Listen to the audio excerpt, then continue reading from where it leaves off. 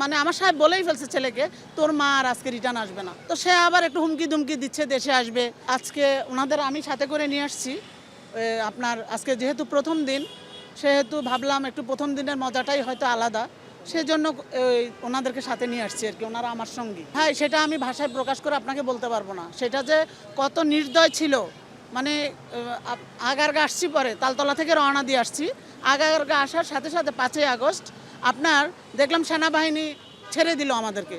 তো তখন তো মনে করেন অনেক খুশি, কিন্তু গণভবন যে খুলে দিছে বা উনি যে পালায়ে যাচ্ছে, আমরা তো মিডিয়া নিয়ে তখন থাকিনি, মিডিয়াতে ছিলামও না, তখন তো আন্দোলনটাই মাথায় ছিল।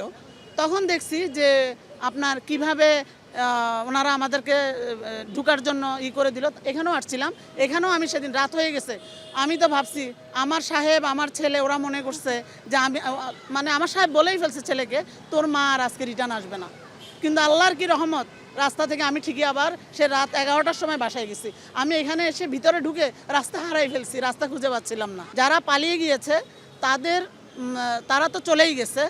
তো সে আবার একটু হুমকি দুমকি দিচ্ছে দেশে আসবে এই টাইপের। কিন্তু আমরা এখন মানে এখানে আসার একটাই উদ্দেশ্য, সেটা হলো যেহেতু জাদুঘর এখানে করতেছে, যারা মারা গেছে তাদের জন্য এই জাদুঘরটা মূলত করা হয়তোবা। কিন্তু এটা দেখার জন্য আসলে আসা, যে কি করছে, কি দেখবো আমরা যে আন্দোলন করলাম, কি দেখবো।